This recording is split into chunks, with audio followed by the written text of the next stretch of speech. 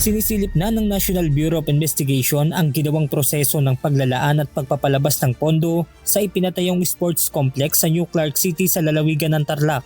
Ayon kay NBI Director Melvin Matibag, natuklasan nila na ang pondong ginamit para maipatayo ang naturang pasilidad ay galing umano sa budget insertion.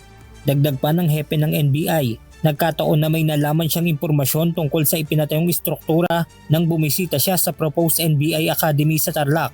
Nakarating sa amin, may titingnan kami rito, may kailangan kami imbestigahan dahil nakarating kami rito, billion-billion pala yung pumasok dito na pera na unliquidated. At mayroong private company rito na na-involve na binayaran ng 10 billion at ang pagbabayad insertion sa GAA. Bukod sa naturang sports complex, iniimbestigahan din ng NBI ang issue ng umano'y 50 million pesos na halaga ng itinayong cauldron na siyang pinaiilawan bilang hudyat ng pagsisimula ng malalaking Olympics. Iba pa yon, yung sa kaldero na kaso, I think it's ongoing pero sisilipin na rin namin. Ito yung tungkol dun sa, it's a Malaysian company na sila yung nag-build ditong port area na to. Walang bidding, tapos nabayaran ng mabilisan.